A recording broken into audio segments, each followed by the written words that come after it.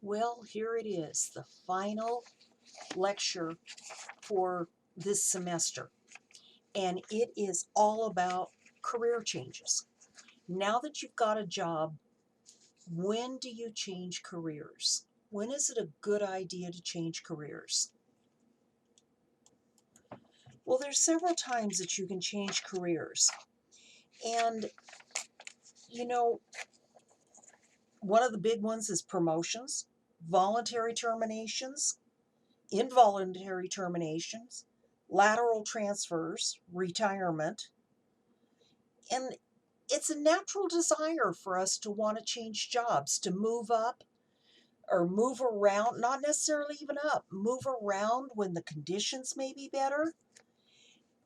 You know, not even necessarily for a higher salary, but just for your self satisfaction. If the conditions are not good where you are, you may want to move around. So, but there's sometimes you acquire more and more experience the longer you're on the job. And there may be other jobs where you can utilize your experience. Okay. What about if you've been stuck on the night shift for years? Well, there's a good time to make a change if you find an opening on the day shift. Or if you can't find an opening on the day shift with the company where you're currently employed, you may need to move to another company to get that. You may want increased responsibility or not as much responsibility. Um, One big one is you've got so much stress on the job that it's causing you problems, health problems, family problems. You may want another job where it doesn't. You're looking for benefits. The company you're at does not give you benefits like retirement or something like that. Okay. So you need to start looking for another job and use all the skills you've learned in this class to look for that job and to get one that you want and the one that you like. Now that you've developed that experience, you can be a little bit more picky about what you want. So hopefully your job changes for promotion. Hopefully you've done good, but how can you get that promotion? There are several different types of training that you can get. And one of them is formal training, where you go back to school and get more knowledge. Say you're a welder and there's a new type of welding out there. Go out and get the training that you need. Informal training is where you get that training on the job, or you watch videos and you practice. So there's a difference between formal and informal training. And then you have to make sure that people are aware that you've obtained this training, that you have that power, you have that experience. Um, if you have a voluntary termination, it could be something like a reduction in work. So they have to lay people off. And an involuntary termination, we all have heard of all of those. It could be poor performance. It could be a financial issue within the company. It could be a restructuring and your job is no longer there. Just remember that whether it be voluntary or involuntary, your company should have a recall policy. So, how do they recall people? Make sure that you know that so that when it comes time for people to get called back to work, you know where you are in line. But don't let that stop you from looking for another job. Okay? There's also furloughs where you only work part of the year. There's also lateral job transfers. One of the biggest things that I can say is that when you're changing jobs, just make sure you don't do it very often. If it's promotions, that's wonderful. But if you're forever jumping around, looking for another job, looking for something better, how does your resume look? What do you think an employer would say when they look at a resume where there are so many job changes? They're going to look, okay, well, how long is he or she going to stay at this company? So they're probably going to be a little bit skeptical.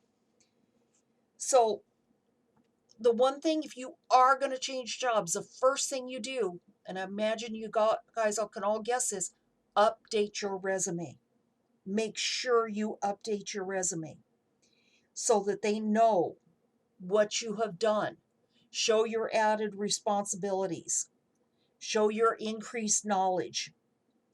And the last thing I have to say to you is be prepared. If you're a great employee, job change is going to come. And that job change does not have to be outside of another organization. It can be within the same organization. So continue training any way that you can, getting that training, getting that knowledge, getting those added responsibilities, and you'll move up. Okay? Now, for this time, what you have here is you have a study guide for chapter 16. And then your big responsibility here is you are going to assemble your complete portfolio. And in that, I'm going to click into this. And in this, by now, what you should have organized, you should have your cover page. You should have your table of contents, your cover letter, your resume, your references, letter of recommendation, and work sample. So you're going to submit them all together, assemble them into it should be 7 pages, into a 7-page file, and upload your whole portfolio through this link here. Your portfolio is worth 200 points. And as you see on the portfolio grade sheet, it talks about an interview.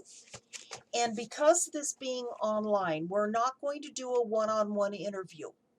What we are going to do instead is I am going to create a list of interview questions. And I want you to respond to those interview questions. And this is the portion of the interview. And I'm going to have probably 10 questions that you need to respond to. And respond to them as though I'm sitting right in front of you and you are being interviewed. So in the chapter for interviews, what you need to do, I'm trying to remember what chapter that was, but in the interview chapter, there was a list of questions and how you answer them. Think about those. Take some time doing this. I will upload it and it will be at the same time as your final. So you will have 2 parts to your final. That will be the interview questions and it will be the final questions. So that's it. And have been very happy to have you in class. I hope you learned a lot. And once again, if you need to contact me, please do.